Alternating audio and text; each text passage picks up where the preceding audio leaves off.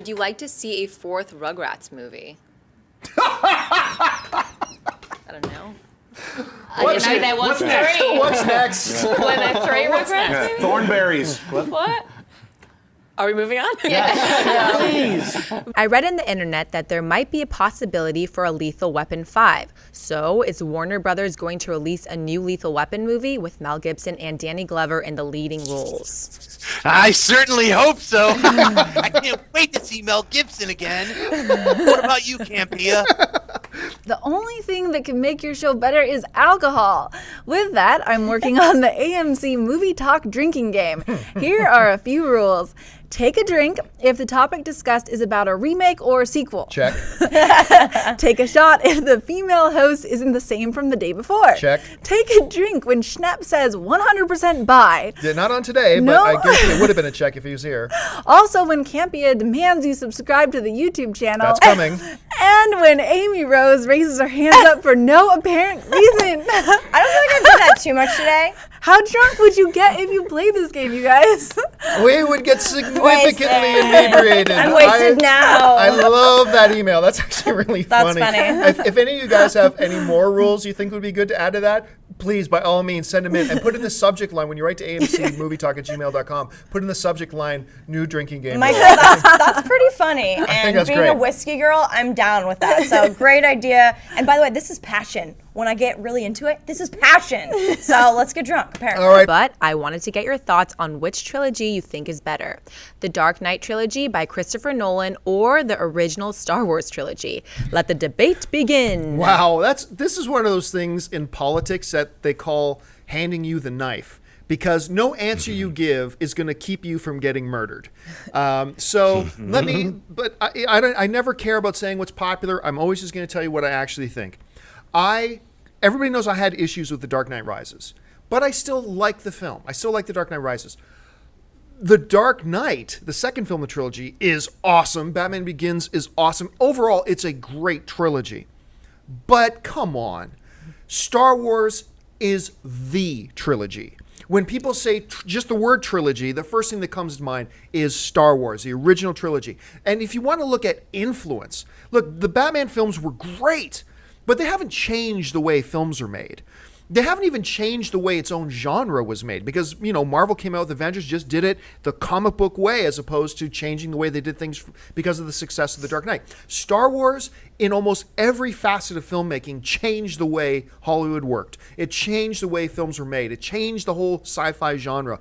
It is impervious to criticism. It stands the test of time. It is the trilogy. And to be honest, as much as I love the Dark Knight trilogy, because it's great, I don't even know if I'd put it in the top 5 trilogies of all time. Because in my top 5, I'd have number 1 Star Wars, the original trilogy, and then in no particular order, The Godfather, the Indiana Jones, Toy Story, and there was one other one I had, and I forget off the top of my head which one it was. So I'm not even positive I'd have the Dark Knight one in my top 5, but that's no insult, because those trilogies are amazing, and so is the Dark Knight. But yeah, for me, I put Star Wars, the original, over the Dark Knight trilogy. Schnepp, what do you think? Yeah, I totally agree. There is no debate. It's just seriously like there's the Star Wars trilogy, and then there's a whole bunch of other, like the Back to the Future trilogy versus the Dark Knight trilogy is more in line with what the question would be, or even Phantasm quadrilogy versus the Aliens quadrilogy, and then chuck Batman in the middle and have them get fighting. You know, like, I don't think it's not even a debate. Debate over. Yeah, you know what? And I don't know if I mentioned Lord of the Rings. Lord of the Rings would be the other trilogy. Obviously, right. That's in the top of all 3 films nominated for Best Picture. I mean, that's just the way it is. So on that, send in the hate. Send it in. Yeah. I'm ready for it. Just hit John, me with it. That's more of a debate. Is Star Wars versus Lord of the Rings trilogies? There you go. Yeah, that's a good debate for another time. Even keel debate. I don't know, Mark, am I crazy? You can say that this RoboCop wasn't as good as the original RoboCop, and I would agree with you. But there's no way that a RoboCop sequel would be as bad as RoboCop 2, where you have a 9-year-old drug dealer, or RoboCop 3, where he flies and it looks horrible. So yeah, we should have a sequel. I don't know definitively one way or the other. I don't know. It did okay. It didn't do great. It did okay. I'd like to see it. I don't know if it's going to happen. How we feel about a property like The Mask or Green Hornet getting another shot on the big screen? Green Hornet, no. I actually liked. Hey, look, I actually liked Green Hornet a lot more than I thought I was going to. Because I thought it was going to be just absolute garbage, and I ended up laughing quite a bit throughout the film. Although I didn't like it it is not worthy of a sequel. As far as The Mask goes, they destroyed any hope of that when they put out that horrible Son of the Mask movie. That was so unwatchable. That was epically It was bad. painful. Yeah. I think I only saw about a half hour of that. And But I didn't see Green Hornet yet. But Cameron Diaz. Oh yeah. Cameron Diaz in the original Mask. Sure. I will put her in my top 3 of the hottest actresses in Hollywood history in one specific movie. Like she was just Smoking. liquid porno. And one of the only films crazy I've good. liked her in. One of the only films to this day that I've liked her in. So I liked it. Something About Mary. Come on, Yeah. guys. Charlie's I Angels. really liked her in Best Friend's Wedding too. she annoys me. Vanilla Sky, she was fantastic. But actually, this weekend I was watching Evil Dead 2 and Army of Darkness back to back. It was an awesome double feature night at the Aaron Darling house. And I think Bruce Campbell could be an amazing Mask character. He could. Yeah, it's kooky. He could absolutely be a great Put him in anything, I'm usually in. I'd be so on board with that Shakespeare? idea. Yeah, I'm in. Bruce. All right, last one. His handle is Groovy Bruce. Come on. Maybe even 700 million? with all the additional extras. Just Hey, everyone, to break even. The report also claims that the budget of the new film will be $150 million. John, buyers sell this news coming from the upcoming Gambit movie. Okay, first of all, I also got to ask, Ray, did you make that Gambit face too? Okay. Well, I was about to say, wow, that's incredibly. Okay, look, I am buying the October shoot date. They got to get this thing moving. It's time to get going. 4-month production schedule sounds about right.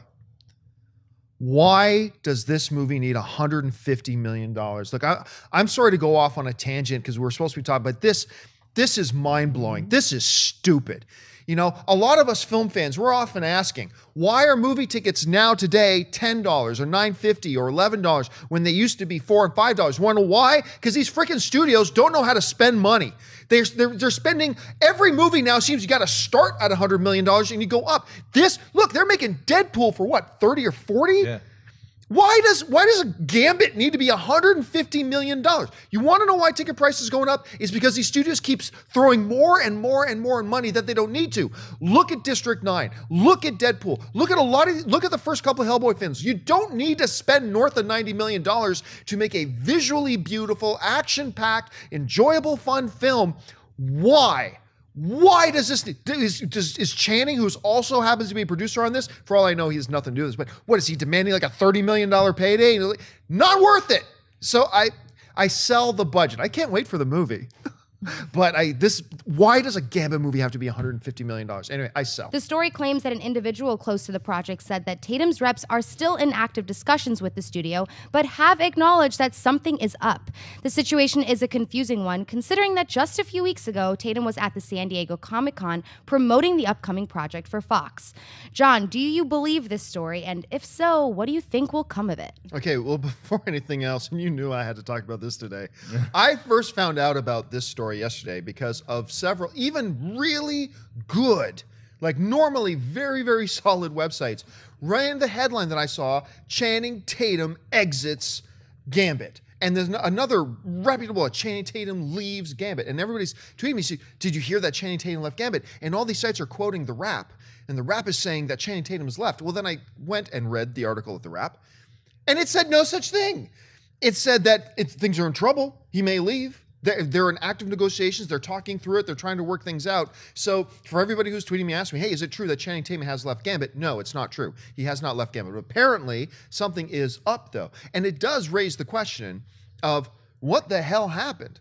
Because this was a done deal. He was at Comic-Con. He's been posing for pictures of, hey, everybody, I'm Gambit. Look at me eating gumbo, all that kind of stuff. And everything seemed totally solid. I mean, something went down. Now, obviously, what happened here is obvious.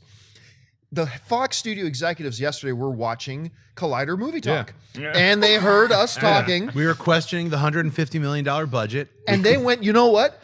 Schnepp and Campy got a point. And then they called, they called Tatum up and said, "We're going to cut you back down to some Magic Mike level numbers here." That's right. And now he's mad. He flipped the table. Things got weird. Photos were taken. Chat roulette got loaded up. I don't know what was going on. That's the issue. He can't stop dancing on set. It's like, we need you to stop stripping. Gambit needs that trench coat, Channing. Okay, you got to keep that thing on. So I mean, honestly, I don't know. Something though went down because when it says they're negotiating, this isn't the basic contract negotiations because those were done. Something has happened behind the screen. And we have no idea what it is. Whether it was a Fox executive going, we need to rethink this $150 million budget thing, or whether it was something totally different, whether it was a casting decision that Channing didn't like, because Channing and his production partner are also on as producers of the film, whether they want to take him off as a producer to still start. I mean, I don't know. There's 1,000 different possibilities. We don't know what it is. Ultimately, and I'm just taking a shot in the dark here, I don't think this is going to turn out to be anything. I do think at the end of the day, Channing Tatum is going to be our Gambit. And I have no problem with that. I've been a very critical guy of Channing Tatum as an actor for many, many years. But in the last couple of years, he's finally started to find his groove. He's improved. He's learned over the years. And now comedically, he's great. And he's actually become quite serviceable dramatically. And now you put him on the Gambit. I think he could work. Is he my first choice? No. But ultimately, I do think he's going to be our Gambit, but obviously something big's going on behind the scenes. As a result, Lawrence has just announced that instead of the traditional blue body paint, she'll be wearing a full blue body suit for X-Men Days of Future Past. She says it will cut out time and blisters. John, buy or sell Lawrence wearing a bodysuit. I completely sell this. I sell this for a couple of reasons. Number one, it's tradition. The mystique is the body paint. That's part of the sexiness of the outfit. That's part of who the character is. But the other thing is this. Oh, I'm sorry. Do you get blisters? You're getting paid how much to do this movie? $4 million? $4 million? Pierce your freaking tongue for $4 million. I'm sorry, you're not going to get any sympathy out of me. Look, I love Jennifer Lawrence. I do. You're going to get no sympathy for me for next. Oh, I got a rash. You also got a $4 million paycheck, so I sell this. Sorry. Greetings, salutations, everybody. Welcome to AMC For Your Consideration Movie Talk for movie fans. My name is John Campia. I am the senior editor of AMC Movie News. I'm so glad to have you guys here with us. And this is a brand new thing for us that we're trying here at AMC. We love talking movies. And in talking about movies, we love to talk about movies with other movie fans, obviously. And that's what we're doing here today. We're going to talk a whole bunch of topics that come up. And we're so glad that you guys have decided to join us. If you are watching us right now on our Ustream channel, which I think most of you guys are right now, go ahead and use the social stream tab that you see to the right of your screen. And you can chat in there. I'm going to be keeping an eye on the chat board. We're going to have a part of the show a little bit later on where we get to take your questions and your comments and hear what you guys have to say about the stuff that we are talking about. Now, all that being aside, today I am joined by a fantastic panel of people who are going to help us talk about these movies.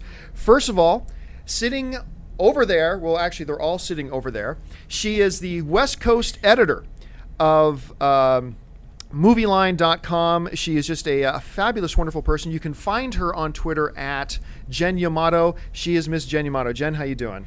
I'm great. Thank you, John. Thanks so much for being here. You got here all right today? I did. Well, All the way to Burbank, California. Yes, and I should mention here that we are actually broadcasting this live from the beautiful AMC 16 in Burbank, California. Thank you so much for joining us. Sitting next to Jen, she is written for about every single major website out there, co-host with Stan Lee on Cocktails for Stan, and she just had her appendix taken out just a couple of days ago. We are so glad to be joined by Miss Jenna Bush. Jenna, how you doing? I am much better now, thank you. And you can find Jenna at jennabush.com. Thank you so much for being here. Thanks for having me. Sitting next to Jenna, he is a film critic for the wonderful site JoeBlow.com and just one of the coolest guys around, sporting the best beard art in the room right now. He is known around these parts as Jimmy O. You can find him on Twitter at Jimmy to the O, Mr. James Oster. James, thanks for being here. Thank you so much. And I just want to point out that in no way, shape, or form did I intentionally arrange it that everybody on this panel today, including myself, would have their first name starting with the letter J. So we got Jen, Jenna, James, and John, and that was completely by accident. Hey, listen. let's jump into it. We got a few topics here we're going to talk about. We're going to take a short break a little bit later, but for now, let's get into the main topic of the day, or at least the first of the three main topics today. Christopher Nolan's final film in the Batman franchise, The Dark Knight Rises, of course, has already been out. It's been in theaters for some time now. All three of the films have been, I think it's pretty much universally accepted that these are good films. These are really good films. But it begs the question, whenever you get a trilogy that all three films have at least been very good, the question comes up, where does this trilogy, where does this these series of films line up in terms of greatest films of all time? So we're looking at the Batman Begins, we're looking at Dark Knight, and we're looking at The Dark Knight Rises. All three films have now been released in theaters, so let's ask the question. In terms of the greatest trilogies of all time, Jenna, let's start with you. All right. Where does the Christopher Nolan Batman franchise rank? Well, I'm going to put this underneath Star Wars and Lord of the Rings because I'm just that nerdy. I'm going to put it above Godfather. Really? Yes, because of the third film. Okay. Because of the third film. I think it's pretty well accepted that the third Godfather film is just not as good as the first two. But for me, Star Wars still has that nostalgic feeling for me, and I love it so much that I don't think I could really put anything in front of that. And Lord of the Rings, it's still one of my favorites of all time. Understandable. And before we go to you, we asked our readers on Facebook the other day what they thought about this, and we got some really cool answers that came in. First of all, Jonathan Cruz says, the Dark Knight trilogy was an excellent three-part story, but there's so many classic trilogies, I wouldn't know how to rate it, but I do think it's the best comic book trilogy yet. I won't dispute that. I have to agree with that. Carl C. wrote, Nolan's is the greatest trilogy ever. Sorry, Star Wars. Sorry, Lord of the Rings, but Batman is king. No. And Dave Melendez wrote, right up there. I'd like the series take on a comic book. I hope it inspires some younger people to read Frank Miller's Batman Year One and The Dark Knight Returns. I second that. And the seeds are there. So, Jimmy, let's go over to you. Well, where does this rank? Where does this rank in the all-time trilogy? I have to agree with Jenna here. I'm a huge Lord of the Rings fan. I think they're just really almost near perfect movies. So, yes, that is the top for me. Star Wars. Wow, those last three movies kind of killed me a little bit, so it kind of knocked it down. Oh, I'm pretending those three don't exist. Yeah, we already had the discussion about original Jar Jar. trilogy. The original trilogy, I think would, but I don't know. I think I'm gonna go with Nolan's Batman slightly over that. I still love you. That's okay. Jen, how about you? Well, look, Batman trilogy is good, mostly because all three installments together feel so much of a piece. This does feel like one story that Chris Nolan is telling, and quite well, although I have a lot of issues with The Dark Knight Rises. I'm sorry, you guys. A lot. So for me, Dark Knight Rises makes Nolan's Batman trilogy fall into that realm of trilogies that were mostly good but sort of petered out at the end. The Godfather being one, Matrix being another. Oh, yeah. Still, given that, I like the Back to the Future trilogy, even though some might argue that the same fate befell that trilogy. Indiana Jones. But I do agree with you guys. Star Wars has to be the best still, I think. It's so curious. You know, I think as a society, this comes with movies, this comes with sports, this comes with television, we tend to instantly grab on to what was most recent. For me, okay, look, I love the Batman films. I think we're in order of least to greatest. I think we've got Batman Begins, Dark Knight Rises, and The Dark Knight. I think The Dark Knight was the best of trilogy. And they're all great. But the thing is, there are so many great trilogies, you know? And so I mean, Jenna, you and I talked about this once. I would actually have to put the Batman trilogy, as wonderful as it is, I put it in the top 5, but I put it in 5th. I mean, okay, first of all, you got to put it behind Lord of the Rings. Yeah. I think it's won over 20 Oscars. the three films combined, including, the last film, The Return of the King, won a record 11 Oscars, won every single category it was nominated in. All three films were nominated for Best Picture. Star Wars, the original trilogy, we're 30 years later and everybody still knows Star Wars. Star Wars didn't just change movies, it changed our culture. I mean, it had such an impact on that. I would put Godfather, and I know we all dump on Godfather Part 3. But, as we should. But it was nominated for Best Picture, and it's almost like Jar Jar Binks. You take Coppola out, you take her out of the film, and it's almost a masterpiece again. So once again, you got the Godfather films, all three nominated for Best Picture. So that's three, and I would put Toy Story. Toy Story for sure. Do love Toy Story. I would have to put Toy Story above it. Because, I mean, those are three masterpieces. And when you look at The Dark Knight Rises, none of them have been nominated for Best Picture. None of them, I don't know if it's won any awards. It might have won for sound. Guys in the chat board, you can correct me if I'm wrong there about whether or not it's actually won any Academy Awards. But well, Heath Ledger, of course. You mean as a picture? Oh, well, yeah, as a Heath picture, Ledger, though. which one of the best. But I think I would agree with everybody else who said that it's probably the best comic book trilogy of all time, and I would put it in the top 5. I would put it above Indiana Jones personally. I would put it above Matrix. I would put it above Back to the Future. But that's just me. I will also say I feel like in discussions like these, especially online, like right now in the glowing aftermath of Dark Knight Rises coming out, people are inclined to forget about things like Sergio Leone's Dollars trilogy. Yeah. Or the Colors trilogy, things like that. But those are also trilogies that are also excellent and should be named when you're talking about the best of all time. I would also have to add Park Chan-wook's Vengeance trilogy. Right. In fact, now that I think about that, I would put that above the. I still remember the first time I saw Sympathy for Mr. Vengeance. I'm like, what am I watching? Perfect. Yeah, guys, let us not forget what the Mighty Ducks franchise gave us. Well, I mean, obviously. And Three Ninjas. And Rush Hour. Thank you. Rush Hour, which we will get to in a little bit, actually. Don't forget Sleepaway Camp.